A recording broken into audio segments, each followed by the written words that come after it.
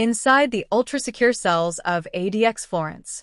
Before we dive into this case, hit that subscribe button if you want more real crime stories darker than the inside of a supermax cell. Trust me, you won't want to miss what comes next.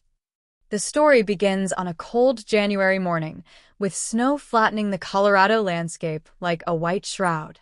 A convoy of black SUVs cut through the empty highway leading toward ADX Florence, the place many call the Alcatraz of the Rockies.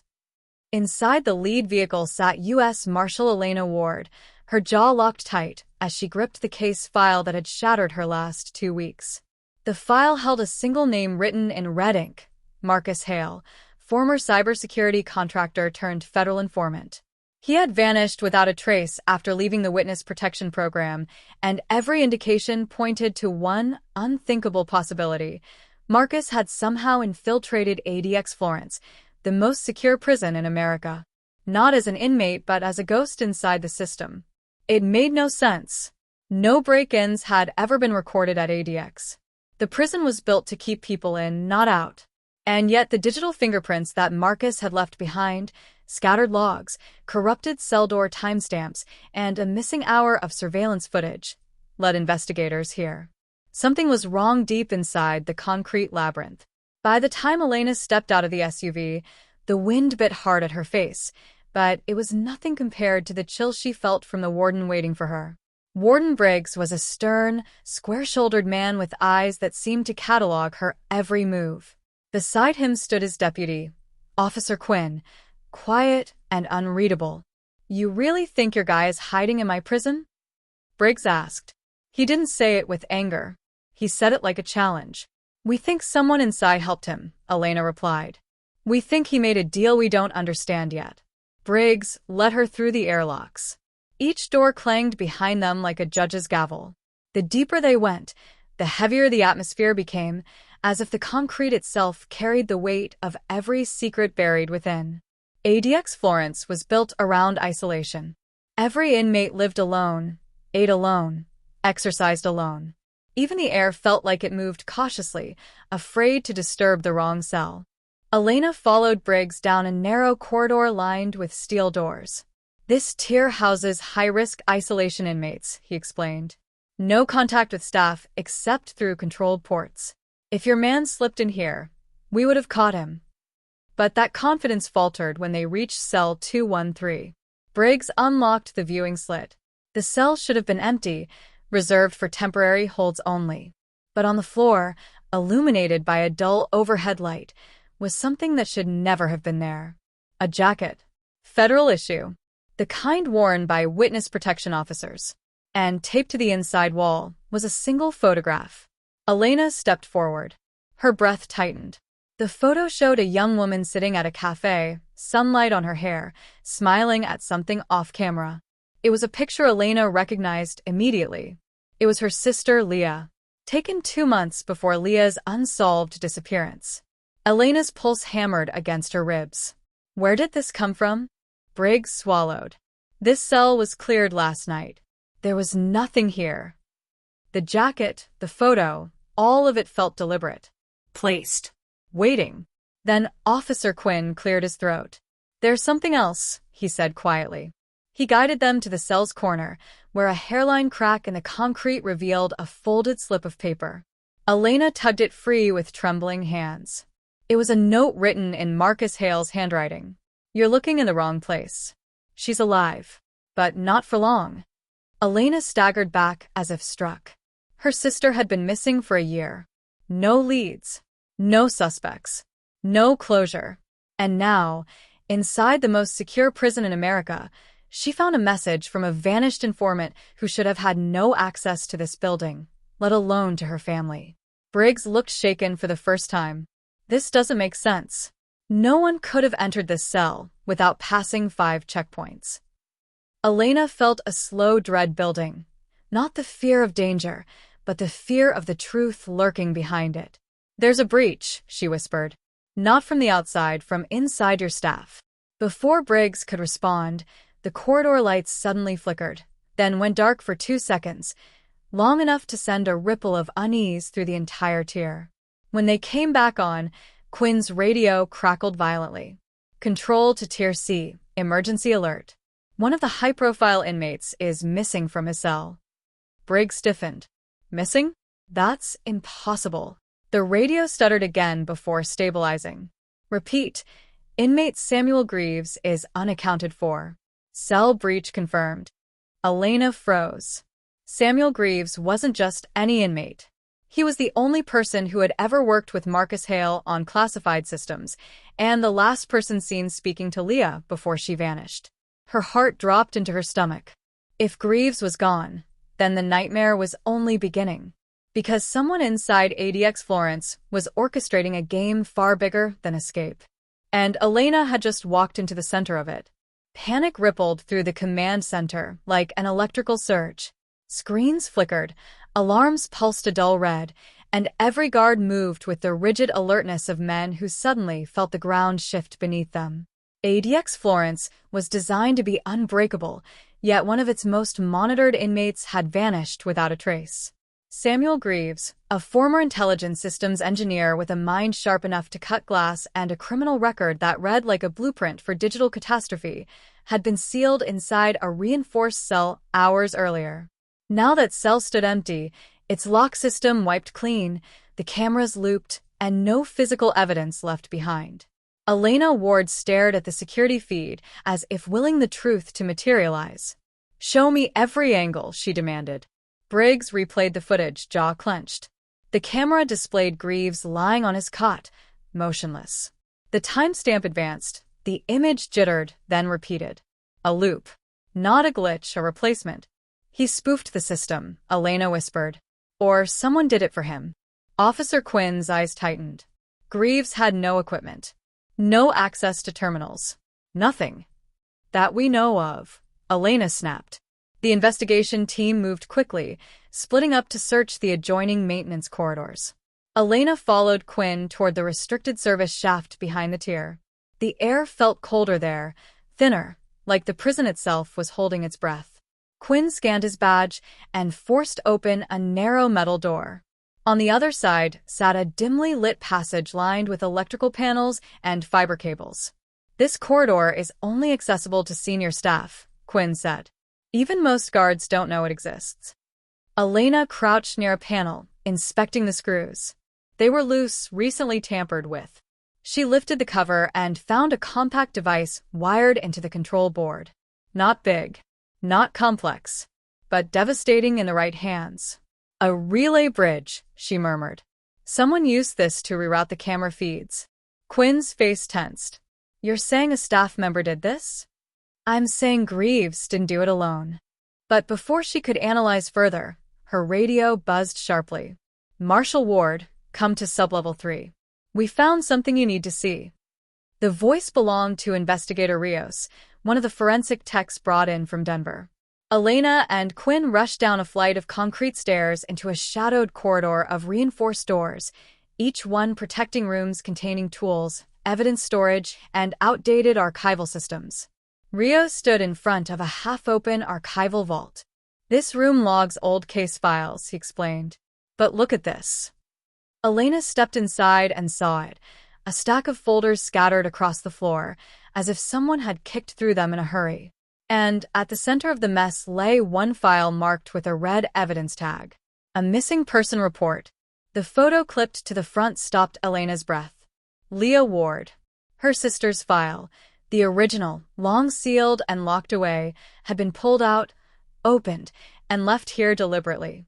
She knelt, hands trembling, and flipped through the pages. Most sections were intact, the witness interviews, the timeline, the dead ends. But 2 pages were missing, the activity logs and the last recorded phone trace before Leah disappeared. "They took only the pages tied to her final hours," Rios said. "Someone wanted them." Elena swallowed hard. "Or wanted me to know they took them." Briggs stepped into the room, his face pale. "Ward, Greaves was never supposed to see this file. I didn't even know it was stored here." "That means one of your staff accessed it," Elena said coldly. Briggs shook his head. "We run full audits. No unauthorized badge shows up." Quinn exchanged a glance with her. "Unless the person doing it has authorization." The implication twisted in the air like smoke. Someone high up in the prison hierarchy was working with Greaves. Or worse, directing him. Before the tension could break, distant shouts erupted from down the corridor. Officer down. Medical to sub-level 3. Elena sprinted toward the sound, heart pounding. She turned a corner and stopped dead. A guard lay on the floor, unconscious but breathing. Next to him was an open service hatch leading into the ventilation system, wide enough for a person to crawl through. Rios pointed to the dust patterns. Fresh tracks. Someone crawled through this within the hour. Elena leaned close to the hatch, noticing something stuck to the metal rim, a torn piece of fabric. She held it up to the light. It was from an inmate uniform, dark gray. Standard ADX issue. Briggs exhaled slowly. Greaves used the ventilation grid. Impossible. Those shafts are sealed. Not sealed enough, Elena replied. He knew the layout. Someone gave him access to schematics. She looked again at the torn fabric, and something about it made her skin prickle. This wasn't just a piece ripped off during a crawl. It had been cut. Neatly. Left behind intentionally. A message.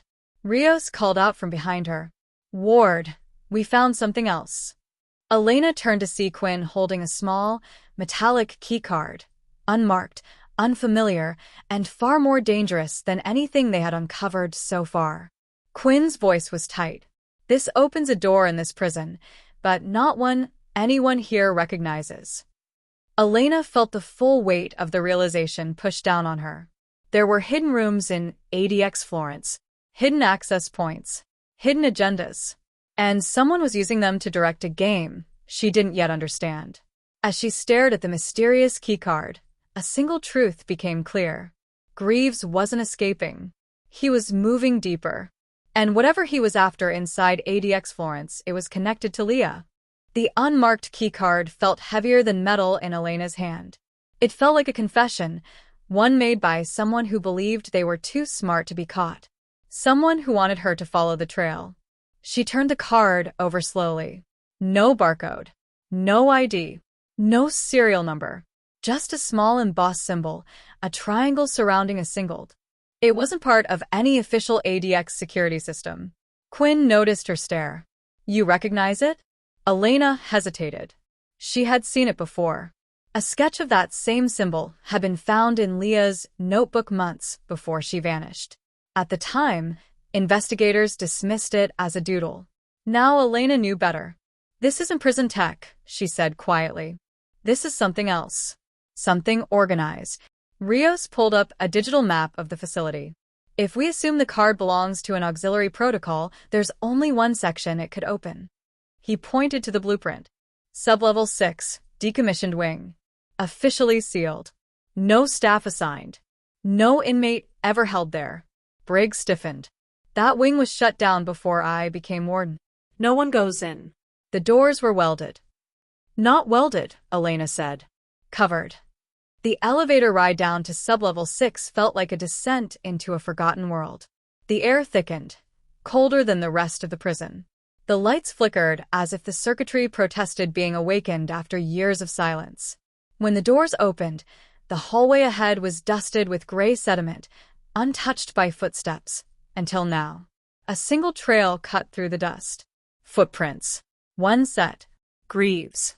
They followed the path until they reached a reinforced steel door with the same triangle symbol burned faintly into the metal. Elena held up the card. Ready. No one answered. The silence said everything. The card slid into the reader. The lock disengaged with a deep mechanical thud, and the door opened inward. Beyond it was a narrow corridor leading to a room lit by a single old fluorescent bulb. Inside the room were three things. A chair. A table cluttered with wires and tapes. And on the far wall, a giant panel of screens. All black. Except one. The bottom left screen flickered on. A video feed. A small room. A woman sitting with her hands bound, head lowered. Elena's breath stopped. Leah, she whispered. Her sister was alive. Gaunt. Bruised. But alive. Before she could rush forward, Quinn grabbed her arm. Wait. A figure stepped into the camera frame. Tall. Thin. Controlled. Samuel Greaves. He looked directly into the lens, as if he could see Elena through the screen. Then the speakers in the room crackled, and Greaves' calm voice flowed through like a ghost speaking from inside the walls. Elena, you finally made it. Rio swore under his breath. Briggs stared in disbelief. Greaves continued. I knew you wouldn't stop. I knew you'd find the card. Find the room. Find this truth. Elena's fists clenched. Where is she? What do you want? Greaves smiled slightly, that cold, analytical smile she remembered from his interrogation tapes. Your sister discovered something she shouldn't have, he said. This prison isn't just a prison. It's a testing ground. A place built with layers that never made it onto blueprints. Elena's stomach tightened. Testing for what? For obedience. For control. For perfect isolation. But not for inmates, for staff. Briggs snapped. That's absurd. No one runs experiments here. Oh, but you do, Greaves whispered.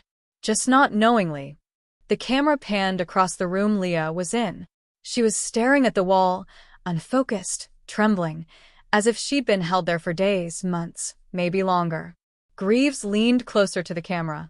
Elena, your sister learned the truth.